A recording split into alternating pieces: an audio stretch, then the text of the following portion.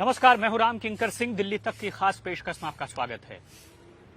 आपने एक जरूर सुना होगा कहावत कि जब मेढ़ ही खेत को खाने लगे तो वो खेत कब तक बचेगा। जी हां, निगम का एकीकरण जब हो रहा है, इसके पीछे जो वजह सबसे बड़ी दी जा रही है वो ये कि हम इसमें रिफॉर्म कर रहे हैं, सुधार कर रहे हैं। अब सुधार करने की जब बात आई तो विपक्ष एक एक गड़े मुर्दे उखाड़ने लगा। बात कर रहा हूं पूर्वी दिल्ली नगर निगम की, जब तत्कालीन मेयर नीमा भगत ने भटिंडा शहर की यात्रा के दौरान आरोप है कि सरकारी गाड़ी का इस्तेमाल किया, पूरे तामझाम के साथ दिल्ली से भटिंडा तक की दूरी उन्होंने तय की और सरकारी अमलों का, सरकारी सुविधाओं का सैर सपाटे में इस्तेमाल किया गया, उसका दुरुपयोग किया गया। विपक्ष इस वक्त काफी हमलावर है और लगातार ये कह रहा है कि ऐसा हो रहा है और अगर ऐसा हुआ तो क्या ये साबित हो पाएगा या क्या ये बीजेपी के नेता पुख्ता कर पाएंगे कि एकीकरण के बाद भी सरकारी अमलों, सरकारी चीजों का दुरुपयोग नहीं होगा। और यही वजह है कि वो बार बार उस वाकये को याद कर रहे हैं। हालांकि जब निगम सचिव कार्यालय से बात की गई तो उनके पास कोई ऐसा ब्यौरा नहीं मिल पाया या उन्होंने शायद बताया नहीं कि कितने खर्चे हुए थे। कुल पैसे 25 से 28 फरवरी तक की ये यात्रा थी और क्या कुछ उसमें खर्च आए और किन किन सरकारी सुविधाओं के दुरुपयोग की बात की जा रही है। लेकिन इतना जरूर है कि विपक्ष लगातार हमलावर है, पलटवार कर रहा है और ये कह रहा है कि उस वक्त की तत्कालीन मेयर ने ये सब कुछ किया था और यही वजह है कि जो परेशानी का सामना करना पड़ा था उन कर्मचारियों को कि जो लगातार वहां पर सैलरी की मांग कर रहे थे।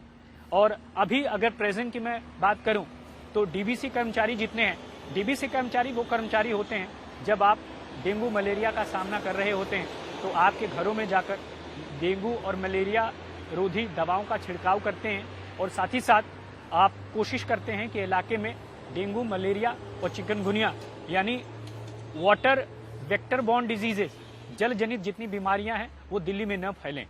और इन कर्मचारियों की सैलरी अभी तक 3 से 4 महीने की बाकी है। अंदाजा लगाइए कि ये किस हालत में होंगे, कैसे जी रहे होंगे, कैसे अपने परिवार का भरण पोषण कर रहे होंगे। और इनकी यही स्थिति नहीं है। अगर मैं सैलरी की बात करूं तो आप नगर निगम के किसी भी कर्मचारी से बात करके देखिए, वह अपना रोना लेकर बैठ जाएगा। और रोना क्या कहें, उसकी मजबूरी है। किसी की 5 महीने की, किसी के 6 महीने की और किसी की कई महीने की सैलरी नहीं मिली। और यही वजह है कि जब एकीकरण हो रहा है तो सब कह रहे हैं कि एकीकरण होना चाहिए। कम से कम जो फंड की स्थिति है वो गड़बड़ होगी और फंड की स्थिति अभी से गड़बड़ नहीं है। फंड की स्थिति 2012 से ही गड़बड़ होना शुरू हो गई थी। उस वक्त मुझे याद आता है कि जो दिल्ली बीजेपी अध्यक्ष मनोज तिवारी थे और शायद यही वजह है कि जब इतना सब कुछ हो हल्ला मच रहा था, चारों तरफ प्रोटेस्ट हो रहा था, सैलरी को लेकर मांग की जा रही थी, उस वक्त मनोज तिवारी को कहना पड़ा कि जब दिल्ली बीजेपी का नगर निगम में शासन होगा तब वो सीधे केंद्र से पैसा यहां पर लाएंगे। और आपको बता दें कि 1958 में संसद के एक कमेटी ने इसका गठन किया था नगर निगम का। जाहिर तौर पर अब संसद ही डिसाइड करेगी कि इसका एकीकरण का प्रारूप क्या होगा, फ्रेमवर्क क्या होगा, कौन कौन सी कमेटी होगी, कौन से कमेटी में कौन लोग बैठेंगे और किस तरह की बातों को वो लोगों के सामने रखेंगे, कौन सी सिफारिशों का इस्तेमाल होगा और कौन सी सिफारिशें उसमें शामिल की जाएंगी।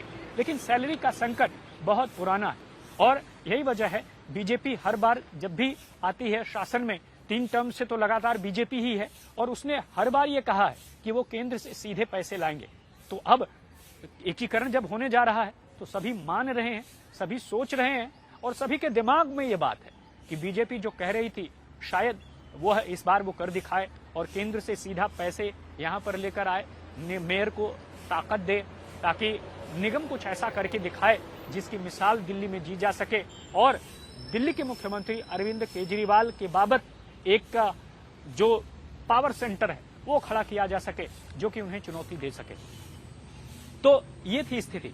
लेकिन आपको बताऊं कि सिर्फ टीचर्स की सैलरी, सफाई कर्मचारियों की सैलरी ही नहीं बल्कि जितने पैरामेडिकल स्टाफ हैं, जितने नर्सेज हैं, जितने प्राथमिक स्वास्थ्य को देखने वाले डॉक्टर्स हैं, वो भी सैलरी के लिए हड़ताल करते हैं। उन्हें भी हड़ताल करना पड़ता है, तब जाकर नगर निगम में उनको सैलरी मिलती है। अब अंदाजा लगाइए कि स्थिति ऐसी बन चुकी है कि निगम चाह करके भी कुछ अच्छा काम नहीं कर सकता, और अगर चाहे तो भी जो है बहुत सारे रोड़े आते हैं। तो इन्हीं सब चीजों के साथ ये मैं साफ तौर पर आपको बताना चाह रहा हूं कि अब जैसे जैसे एकीकरण का ये वाकया सामने आ रहा है, वैसे वैसे विपक्ष एक एक गड़े मुर्दे उखाड़ रहा है और सामने ला रहा है, और ये साफ कह रहा है कि एकीकरण के बाद भी बीजेपी के नेता सरकारी गाड़ी का दुरुपयोग करेंगे या नहीं करेंगे, यह वह कैसे लोगों को बताएंगे और कैसे लोगों को सुनिश्चित करेंगे। तो जो वीडियो बन रहा है इस वक्त कैमरामैन अभिषेक बना रहे हैं मेरे साथ। आगे फिर हाजिर होंगे एक और नए वीडियो के साथ, और आपको बताएंगे, एक नए मुद्दे की तह में जाएंगे ताकि आपको समझ आ सके, आप पहचान सकें। यहाँ पर मैं वो मुद्दे डिस्कस करता हूँ जो आपसे सीधे तौर पर जुड़े हैं। ऐसे में अगर आपने दिल्ली तक सब्सक्राइब नहीं किया हो तो सब्सक्राइब कीजिए, ताकि आपको आपकी जरूरत की और आपके इस्तेमाल की, आपके उपयोग की जो वीडियोज हैं वो मिल सके। नमस्कार।